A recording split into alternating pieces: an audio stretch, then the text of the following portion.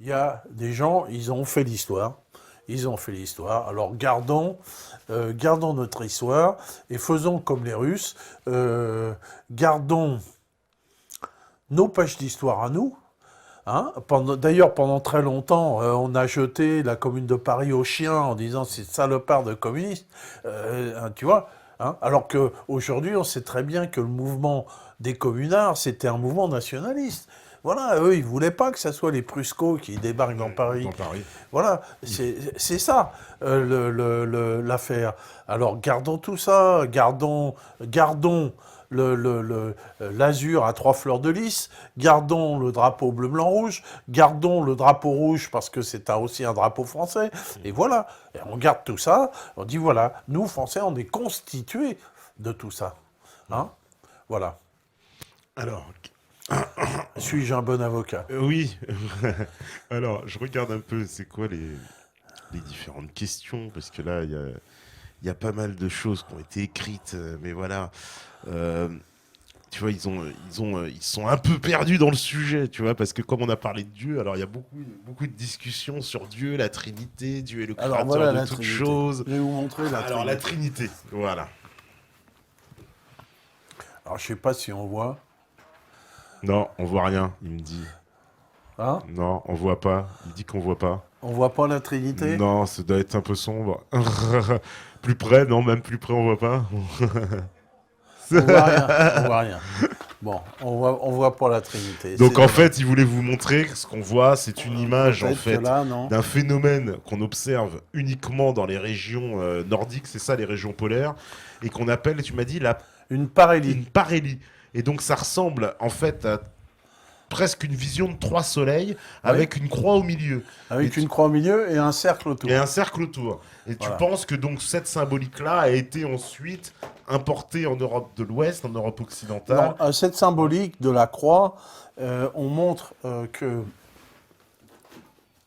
le symbole solaire, c'est toujours une croix. Pourquoi une croix? On aurait pu montrer un disque. Hein. Hein, le symbole solaire est toujours une croix chez les Grecs. Alors la croix ne vient pas des chrétiens. Hein. La croix, c'est un symbole fort dans toutes les civilisations indo-européennes et que c'est la manière de représenter le soleil. Et que cette croix-là, c'est une croix, donc vous voyez les différentes manières de représenter le soleil, je ne sais pas si on voit. Oh là, on va encore plus. Hein. Celle-là, au centre, il te dit. Voilà, regarde. Hop, moi je vais le rapprocher. Voilà. Yeah. Différentes manières de représenter le soleil. Et donc, évidemment, on peut le représenter par un disque, mais pourquoi une croix? Celle-là, elle est limite, hein. Par contre, c'est dommage, il la voit Oui, pas. oui, bah ça c'est On fait le un peu symbole, svastika, hein, si vous voulez. Bon. c'est le symbole du soleil tournant. D'accord. Hein. Et donc, il faut bien expliciter que notre civilisation indo-européenne est gréco-latine, celto-germanique, tout ça, hein, on est bien issu de ça. Notre langage, les mots, les phonèmes, les concepts premiers que l'on utilise sont des concepts indo-européens qui sont utilisés, partagés par les Iraniens, les Indiens, les, les, les Grecs, les Italiens et tous les Européens, et que c'est Presque tout, pas tous. Parce que presque je tous, dis pas ça aux Bulgares ou aux Hongrois. et les Basques. Aux Bon, Basques aussi. bon. Mais bon, là, ces concepts primordiaux sont extrêmement importants et ils ne sont pas morts. Ils ont été, par les diverses religions, réutilisés. Notamment par le christianisme, donc cette brave dame qui a écrit ça, cette continuité, et que pourquoi le christianisme est si habilement répandu, c'est que le christianisme n'a jamais combattu les religions précédentes, mais les a adaptées. N'a fait que les adapter. Si le christianisme prend le symbole de la croix, c'est que le symbole de la croix était puissant. Oui, d'ailleurs, on me dit Voilà. la croix, c'est les 3 Sirius, le soleil en alignement pendant le solstice. Voilà. Alors quand on voit partout les chevaliers avec des croix, les templiers, si tu veux, avec des croix pâtées, c'est la croix dite grecque avec des branches égales, c'est en rien un symbole chrétien. Ça n'a jamais été un symbole chrétien. Voilà. Donc c'est un symbole solaire. Et donc la, les mythes premiers sur lesquels tout le reste, c'est la base, c'est la fondation, hein, sont des mythes boréens. Pourquoi? Que j'ai expliqué, je ne sais pas si j'ai expliqué, l'histoire des reines, Les reines qui etc. descendent. Et voilà, donc, et que il y a donc deux civilisations qui sont issues du Nord. C'est la civilisation des poteries cordées qu'on a abordées quand on a fait L'Homme est un musée, d'une part, qui est tout le long de la Baltique, et une autre civilisation, celle des Kourganes, qui se trouve entre au nord du Caucase, entre la mer Noire et la mer Caspienne. Donc, dans à peu près le Donbass actuel.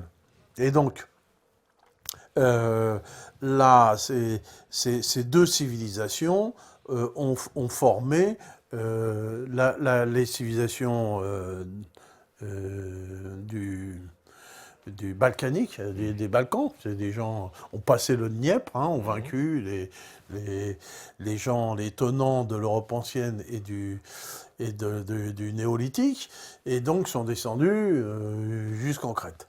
Et puis, il y a cette civilisation, haute civilisation indo-européenne, qui s'était dissociée des amphores cordés, qui a donné les civilisations celto-germaniques, et avec Hallstatt, le fer, et puis l'Athènes, les Celtes, etc. Et donc, ces gens-là ont amené des mythes hyperboréens similaires, comme par exemple les Grecs avaient cet Apollon hyperboréen dont la légende disait qu'il passait ses étés au pôle Nord. Oui. Tu vois, hein, il était blond aux yeux bleus, et il y a toujours eu le mythe du blond aux yeux bleus.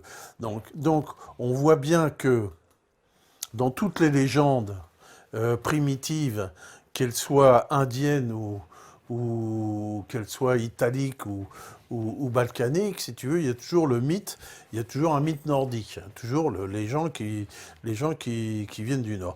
Donc, on voit que quand les Celtes en Gaule ont amené un substrat important de ces mythes, et puis les Germains avec les Francs ont ramené un autre substrat.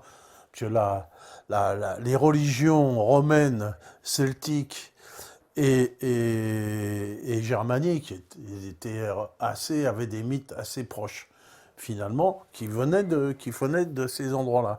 D'où ce mythe de la croix, de la Christa et du soleil levant, qui fait que les prêtres, eh bien, ils disent la messe face à l'est et face au soleil levant, hein, avant Vatican II, et que cette croix-là n'est en rien un symbole du Christ, mais c'est un symbole solaire. Et quand on visite la basilique de Saint-Denis, comme je la visite plusieurs fois par semaine, on voit que la basilique de Saint-Denis est un temple au soleil, plus qu'un temple chrétien. Bon, voilà. Pour dire tout ça, ça nous éloigne de la République, oui et non, mais pour dire que la valeur extrême de la symbolique et du passé pour l'homme est que l'homme qui n'a pas de passé n'a pas d'avenir. T'as pas de passé, t'as pas d'avenir. Et d'où les enfoirés, les Charlie de merde, qui veulent nous couper de notre passé, qui veulent faire de nous des gens qui ne sont là que pour jouir, mais qui s'en foutent du passé, qui s'en foutent de tout, quoi. Oui, bien sûr. Voilà. Et donc, l'objet d'aujourd'hui, qui était la République, en fait, mon sujet n'était pas de faire l'apologie de la République. J'ai dit au départ que dans la République, on pouvait mettre tout ce qu'on y voulait. mais que nous avons des traditions historiques, et je ne vois pas pourquoi nous irions les jeter aux chiens. Pourquoi on changerait de drapeau? Quel drapeau on va reprendre? On a le drapeau tricolore. Et pourquoi vous vous rendez compte, pour un pays, changer de drapeau, ce que ça signifie? Voilà. Bon. Donc on peut reprendre des valeurs anciennes, ce qu'il y a de positif, les mettre en exergue, ce qu'il y a de positif, ce qu'il peut y avoir de positif, le combat pour la liberté, le combat contre la tyrannie, la Marseillaise contre nous de la tyrannie, l'étendard sanglant est levé. Bon, ça c'est des chants que si nous, on va combattre pour établir une autre évolution, ben, on pourra reprendre à notre compte, quoi. C'est tout. Voilà. Et on va pas jeter la Marseillaise aux orties. Voilà, cher Marion, ce que je voulais vous dire. Marion a jamais dit qu'elle voulait jeter la Marseillaise aux orties, il faut pas abuser non plus. Comment? Elle a jamais dit qu'elle allait jeter la Marseillaise aux orties. Non, genre, tu connais, là, tu taquines. J'y fais un procès d'intention. Ah oui, un peu. Alors là, quand on me dit, que pense Benajam? Alors j'adore parce qu'il t'appelle Benajam, tu vois. Du 11 de Robespierre, est-il sur la ligne Henri Guillemin? Parce que là, comme tu as parlé de révolution, tu vois, tu as enclenché une question sur Robespierre. Tu es un peu spécialiste sur Robespierre. Moi, ce que j'en pense, pour moi, Robespierre, c'est un personnage historique. Oui. Voilà, un peu, on est en plein dedans, République, c'est comme qui Louis se battait XI, pour les pauvres, voilà. c'est comme, voilà, c'est comme Philippe le Bel. Donc, avec ses côtés positifs et négatifs, mais c'est un personnage qui compte, qui a joué un rôle important à un moment donné, quoi. Mais on aurait tort de reprendre à Robespierre, oui, c'est un sanguinaire, oui, il a fait ceci, oui, il a violé sa bonne, oui. Mais non, ça, on n'en a rien à foutre. Voilà, c'est tout. Il faut le prendre comme un personnage historique et le garder, quoi. C'est tout. Alors, on me dit encore... Alors, que pense Alain Dédir? Alors, je ne sais pas si tu connais Cheikh Imran Hussein. Cheikh Imran Hussein, tu connais, non? Non. Non. Ah, bon, alors c'est un imam qui prédit que selon lui, puisqu'il s'appuie sur les textes musulmans, il prédit une alliance, en fait, entre l'islam et le monde chrétien orthodoxe. Si tu disais ça à Poutine, il ne serait pas contre. Ouais. C'est une alliance qui peut être effectivement une belle alliance stratégique, que je m'efforce à faire en ce moment. Ah, d'accord. Tu vois, sur le plan économique.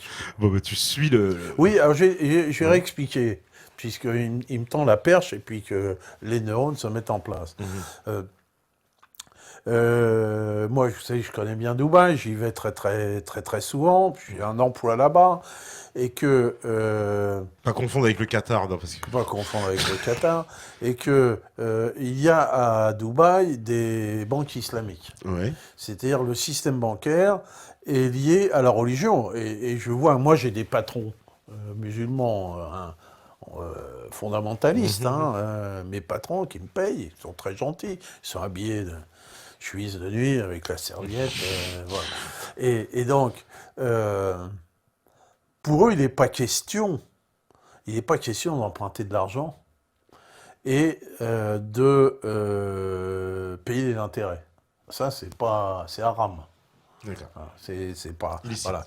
Donc, moi, la société qui me paye a été montée d'une façon islamique, c'est-à-dire que on ne nous a pas prêté de l'argent, mais on nous paye les factures. Donc moi, ce qui me paye, c'est un fonds qui me paye. C'est pas la société. Les factures, je suis obligé de faire des factures pro forma, et c'est la banque islamique qui les paye, si tu veux. Bon, voilà. Et que moi, ce que j'essaye, c'est d'accorder ça avec les investissements en Russie. Pourquoi? Parce que je leur demande pas de prêter de l'argent aux Russes. Non, non, je leur demande pas ça. Ils ne prêteront jamais contre des intérêts. Je lui dis, investissez de l'argent dans les biens russes, dans les mines d'or, dans les mines de phosphate, dans les mines de diamants, dans les puits de pétrole. Faites des sociétés d'économie mixte. Mettez de l'argent et vous en tirerez des bénéfices. Ça, ils ont le droit de le faire. Tu vois ?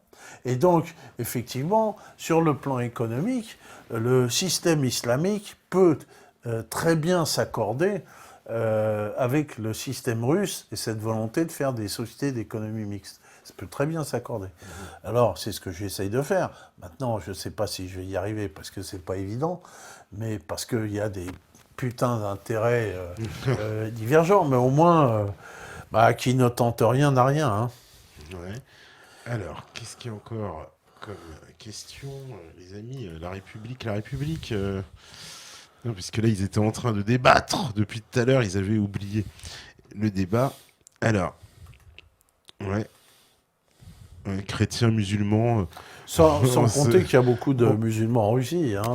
Oui, ça on c'est l'oublie un souvent. des plus grands pays un musulmans. des plus grands pays hein. musulmans. D'ailleurs, Poutine ne s'est jamais présenté foncièrement D'ailleurs, il y a une anti-islam, grande quoi. mosquée qui s'appelle la mosquée Poutine qui vient d'être inaugurée à Moscou.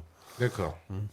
Bon, comme quoi, il est à l'ami des musulmans, contrairement à ce parce qu'en on est en occidental, on veut nous faire croire que Poutine est islamophobe, hein, quand même. Ah non, pas du tout. Ah non, il peut pas.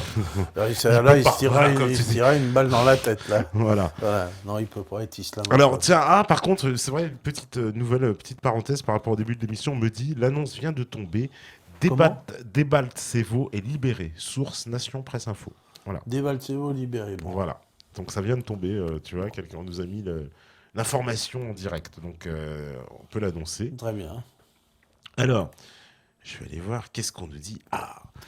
Alain, que représente le triangle d'or présent sur le haut de la Déclaration des droits de l'homme? C'est le télécom, on avait déjà répondu à cette question. Non, mais je peux répondre, c'est simple. Hein. Ce triangle représente Dieu. Donc Dieu est représenté de cette façon-là dans beaucoup d'églises. Donc le triangle avec l'œil au milieu.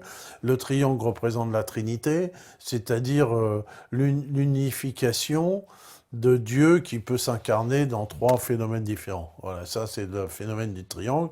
Les francs-maçons ont repris ce symbole qui existait bien avant eux et que la franc-maçonnerie nie l'athéisme. Hein. Donc, quand tu es franc-maçon, tu ne peux pas être athée. Donc, la seule exception est le Grand Orient de France, mais qui n'a pas été reconnu par la franc-maçonnerie internationale. Ouais. Voilà, j'ai répondu. Hein. Bon, ben voilà, la petite réponse. Il y en a qui veulent digresser un peu, là, mais bon, peut-être bien, c'est vrai que c'est bon, allez, une petite explication sur la Tchétchénie, parce que c'est fini ce conflit en Tchétchénie aussi. Poutine, il en a terminé avec les islamistes là-bas, parce que c'est la même chose que partout. On lui a envoyé des troupes. Oui, on va lui envoyer Voilà, il a essayé de répliquer, puis on a fait passer ça pour une révolution populaire, etc. Une révolte comme d'habitude, quoi. Voilà. Donc, là, ils essayent de leur envoyer tous les rebuts djihadistes. Tous les rebuts djihadistes, mais bon, ça ne fonctionne pas trop. Et alors, voilà, ils sont fébriles, hein, ils sont fébriles. Voilà. On me dit, le triangle, c'est là qu'ils voient tout, ça n'a rien de maçonnique à la base. Bon, il y en a qui sont d'accord. Non, on en voit dans plein d'églises, hein, des triangles. Hein. Tu vois, avec ta définition du triangle. Et moi, je voulais revenir justement aussi sur... c'est le Père, le Fils et le Saint-Esprit. La fameuse Trinité. Est-ce que justement, la République, alors, qu'on s'entende bien de quelle République on parle, c'est-à-dire la nôtre, le système que toi tu dis République, il porte en lui quand même... au-delà en plus, bon, d'être un système qu'on a bien vu, inégalitaire, etc., mais surtout, il porte les gemmes de sa propre mystique, parce que on voudrait nous faire croire que la République, justement, tu l'as bien dit au début, justement, les valeurs de la République, mais moi, j'ai envie de parler presque de religion républicaine à l'heure actuelle, puisque si on est contre ce que qu'on dit, qu'on s'entende bien, qu'on est contre ce système que toi tu dis république, etc. Eh ben c'est comme une religion. Tu ne peux pas être contre, sinon tu es immédiatement, c'est un dogme, quoi. Est-ce qu'on n'en est pas arrivé justement? C'est pour ça que moi je parle d'abattre le système, parce que c'est devenu un dogme. On ne peut plus critiquer. Tout système totalitaire devient forcément dogmatique. C'est-à-dire que tu veux faire un système totalitaire, tu bâtis une religion avec un dogme. Bon, ça c'est clair. Et de manière à pouvoir désigner des hérétiques, de les pendre, de les brûler, des machins. Eux, ils ont fabriqué ils ont fabriqué de leur religion avec ce qu'ils avaient sous la main. Ouais. Donc, ils nous ont parlé de ces fausses valeurs qui transgressent eux-mêmes, si tu veux. Donc, ça, c'est des pseudo-valeurs pour le bas peuple. Mais ce ne sont jamais des valeurs républicaines. Une valeur républicaine, c'est d'abord l'indépendance nationale. S'ils étaient républicains, on sortirait de l'OTAN, de l'Union européenne, et on récupérerait le franc. Ça, ce serait républicain. Ça, ce serait une vraie valeur républicaine. Hein, selon la volonté des pères de la République française, selon Montesquieu et Rousseau. Mais on voit bien que tout ça, c'est de l'imposture. Mhm. C'est Ah, qu'une imposture. mais est-ce que les pères, parce que est-ce qu'il n'y a pas une, tu vois, dans le mot démocratie, est-ce qu'il n'y a pas une escroquerie, enfin Ah bah, sémantique, qui fait que les bien pères sûr. de nous, ce qu'on appelle la démocratie, en fait, étaient des antidémocrates, convaincus, Ah parce bah, qu'ils avaient très peur de la démocratie. Au contraire, ils exécraient la démocratie parce que pour eux, c'était le bordel, hein, pour le dire, c'était le système où c'est le peuple qui décide et ça les arrange pas du tout. bah, non. Bah, on a bien vu Mhm. que déjà au départ, la démocratia grecque, c'est le pouvoir des propriétaires. Ouais. C'est jamais été le pouvoir de l'ensemble des gens. Donc, bien sûr, Voilà, donc ça a continué. ouais, ça a Finalement, continué. Ouais. la République romaine, patricienne, élitiste, oligarchique, plutocratique, mais c'est exactement la même aujourd'hui finalement. Oui, bien sûr. Ouais, avec les mêmes. C'est la même et ils te font croire que c'est le peuple. Ça n'a jamais été le peuple. Hein, Ouais. Coluche a dit que si les élections servaient à quelque chose, on les aurait supprimées. Depuis longtemps. Ouais. Ça, c'est encore une belle vérité, quoi. Ouais. Là, on me dit la Révolution française de demain, elle en est où? Comment? On me dit la Révolution française de demain, elle en est où? Ah, cher monsieur. Ouais, Alors là, c'est Tomigno. elle en est. Bah, qui nous continue des Charlie de temps en temps, quoi. Alors, ils nous font un Charlie par-ci, un Charlie par-là, qui fait que à chaque Charlie, ils vont abandonner des gens. Là, on a vu combien ils ont pleuré parce que dans les écoles, il y avait un pourcentage de X qui croyait pas à ça, quoi. Et donc, Oui, ils sont partis plus ils arrêter des vont mots, nous quoi. faire des coups fourrés, plus il y a des gens qui vont les abandonner. Mm. Et quand t'es plus Charlie, t'es plus Charlie, t'as fait un gros effort de pas être Charlie. C'est-à-dire, pas être Charlie, c'est difficile. Moi, dans ma famille, hein, mes filles ne me parlent plus. Hein, du fait de l'article de Charlie Hebdo tiré à 7 millions d'exemplaires, qui me cite et qui me roule dans la boue. Mes filles ne me parlent plus. J'ai une fille qui dit je vais changer de nom, je ne vais plus m'appeler Ménageur. Enfin, ne plus être Charlie, c'est difficile. S'abandonner à être Charlie. Ah, tu mets ta... Je suis Charlie. Ah, je suis comme tout le monde. Là, tu souffres. Bon, mais il faut faire un effort pour pas être un mouton. Hein, il faut faire un effort. Alors, quand on a fait cet effort de ne pas être un mouton, on ne sera plus jamais un mouton. Et donc, à chaque fois, il y a de moins en moins de moutons. Voilà. Et donc, qu'ils nous fassent des coups pareils, et puis, finalement, plus personne ne croit les journalistes, hein, plus personne ne croit les politiciens. Et puis, petit à petit, les gens vont se dire, bah tiens, ces gens-là, on les croit plus, ils servent à rien, va falloir les virer, quoi. Les virer comment? J'en sais rien. Ah bah. Mais il va falloir les virer. Alors, on me demande encore une question. Alors, ça s'alterne entre République et Russie. Bon, en même temps, c'est vrai que c'était République et Donbass le thème. On me dit, qu'en est-il des relations russo-israéliennes? À quel jeu joue la Russie? Parce que c'est vrai que Poutine est très proche des Israéliens. Tu vois. Ça étonne quand même toujours dans ce jeu, justement ce jeu impérial, tu vois, parce qu'on Ouais, sait mais qu'Israël a un rôle énorme, on va dire. Et Poutine, c'est quoi? Il ménage la chèvre et le chou, c'est-à-dire je caresse, d'abord, je pique autant d'un côté, je les caresse de l'autre. moi, je ne suis pas Poutine, hein, donc Non, bah évidemment, non, je non. peux pas réfléchir à sa place. Disons que à un moment donné, Poutine a eu le fantasme de, de régler le problème proche-oriental, le problème syrien, en disant moi je vais assurer la protection d'Israël et on va en finir avec l'agression contre la Syrie. Euh, dans la politique russe, il y a eu beaucoup de naïveté et d'illusion jusqu'à présent. Cette politique israélienne, pro-israélienne russe fait partie de ces illusions qu'il y a eu. Hein. Là, notamment, récemment, on a vu que finalement, tous les chefs de la communauté juive ukrainienne avaient basculé côté nazi, côté antisémite. Ça les Ce gêne qui est pas? gros, ouais, ça les gêne pas. Ouais. Non, ça les gêne pas. Et que, en fait, c'est sous la pression d'Israël que ces gens-là, que ces juifs, malheureusement, ont basculé du côté de leurs pseudo-ennemis ou de leurs ennemis. Hein. Et pour donc agonir d'injures la Russie et Poutine. Bah, à mon avis, la politique pro-israélienne de Poutine, ça fait partie de ses illusions et ça fait partie des choses qui vont jamais mener à rien, à quoi que ce soit, parce que Israël est dans la main des États-Unis totalement. Mhm. C'est le cœur de son idéologie. Hein. Voilà, bon.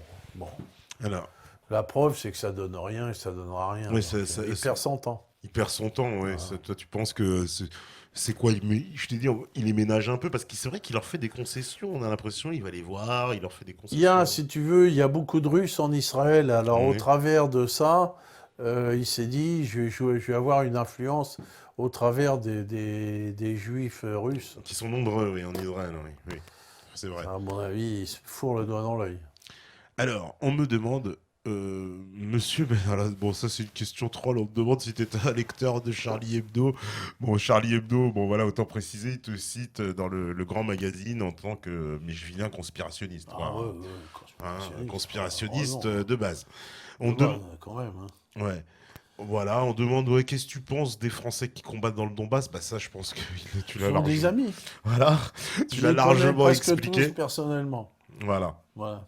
Et d'ailleurs, tu as dit, voilà, des nouvelles un peu tu as dit qu'il y en a qui étaient blessés, c'est ça? Ouais, il y a eu deux blessés. Deux Ouais. blessés, là. Pas gravement. Hein. Pas gravement. Bon. Au combat, hein, ils ont connu le feu, hein, nos volontaires, hein, ils ont connu le combat. Hein. À un moment donné, ils étaient un peu déconcertés parce qu'on les a mis à garder les blocs-postes Ouais. et à pas faire grand-chose.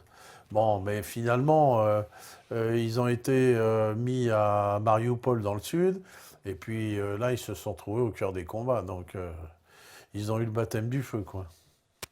D'accord. On me demande, c'est vrai, une question, tiens, regarde, qui peut être intéressante. On me dit, faut-il interdire les sociétés secrètes, étant donné qu'elles représentent un intermédiaire entre le peuple et l'État, alors que la Révolution française avait fait supprimer les corporations pour qu'il n'y ait plus rien entre l'individu et la nation? Parce qu'évidemment, la Révolution française a anéanti les corporations, qui était quand même le système sur lequel reposaient tous les milieux professionnels, donc toute la société était basée là-dessus. Du jour au lendemain, tout ça n'existe plus.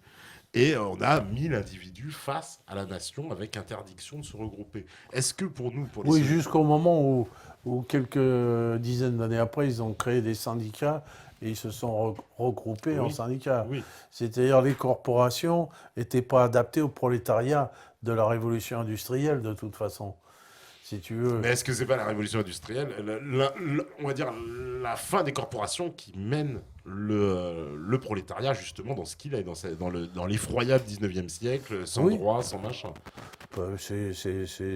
C'est probable. Mm. Mais la révolution industrielle, c'est la révolution industrielle. Elle a permis d'avoir tout ce qu'on voit là. Donc, dans toute chose, il y a le côté positif, le côté négatif, il y a le contraire. Voilà, il faut être dialectique hein, dans les choses. Bon, on va pas revenir là-dessus, Ouais. mais si tu veux, les corporations, c'était une espèce quand même d'archaïsme. Alors, évidemment, la classe ouvrière a beaucoup perdu.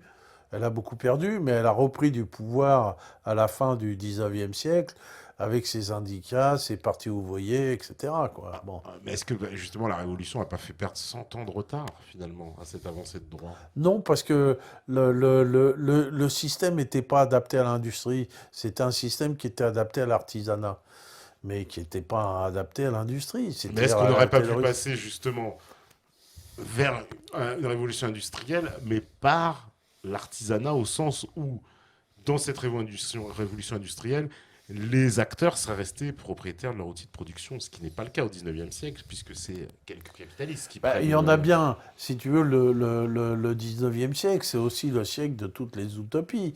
Il y a eu le proudhonisme, il y a le Oui. communisme, le manifeste communiste de 1848, il y a eu Marx, Mhm. il y a eu tout ça, mais on voit que tout ça, bon, euh, ça fait l'objet, si je rentre là-dedans, on en a pour la nuit. Donc, si tu veux, le fait que le prolétariat récupère une partie de la plus-value, c'est une partie de la richesse Mhm. qu'elle a commencé à récupérer à la fin du 19e siècle, au début du 20e siècle, que le prolétariat s'est constitué un pouvoir d'achat par la grève, par les syndicats, par les partis politiques, par les lois sociales.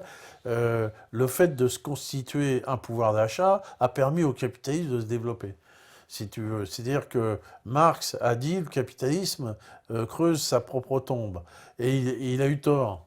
Et le capitalisme n'a pas creusé sa propre tombe. Parce que le capitalisme aurait creusé sa propre tombe s'il n'y avait pas eu de syndicats, si les ouvriers, les travailleurs n'avaient pas lutté. Or, voilà, les travailleurs, ils ont contraint le patronat à, à leur redonner une partie des richesses. Cette partie des richesses leur a donné de pouvoir d'achat, et eux, ils sont devenus un marché par eux-mêmes. Donc, devenant un marché, il y a eu une spirale positive Ou qui s'est négative, créée. parce que finalement... Elle s'est créée positivement jusqu'aux années 80, et Mhm. à partir de là, elle est devenue une spirale négative avec la financiarisation. J'ai fait aussi une émission là-dessus. Mhm.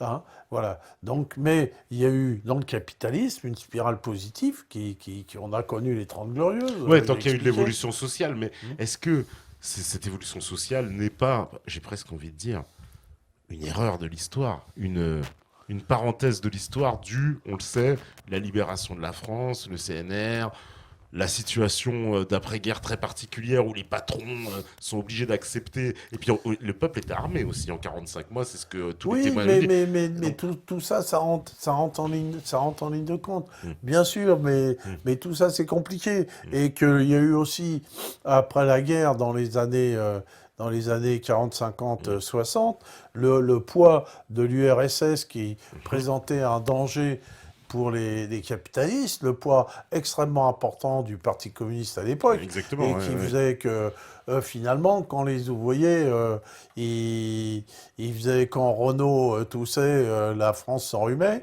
Mhm. et qu'il fallait lâcher du mou, quoi, c'est tout. Voilà, il fallait lâcher du mou. Et donc, lâcher du mou, bah, et les travailleurs, ils achetaient des machines à laver, des voitures. Hein, moi, j'ai cité je ne sais combien, je suis né en 1945, donc j'ai des souvenances à partir, en gros, de 1950. Mon père roulait en bicyclette, il n'y avait pas de machine à laver, pas de réfrigérateur. Pas de Chez télé, moi, pas il n'y de... avait pas de télé, pas de téléphone, il n'y avait rien. Rien. Dans les années 50, que dalle, quoi, tu vois. Et, et donc, la première chose, ma mère qui travaillait, qu'elle a acheté une machine à laver Connor, je la vois encore, avec le truc, le batteur au milieu. Hein. Et puis après, c'était un réfrigérateur, puis ça a été un téléviseur, puis, et puis mon père a acheté une voiture, il a acheté une voiture, il avait 40 ans.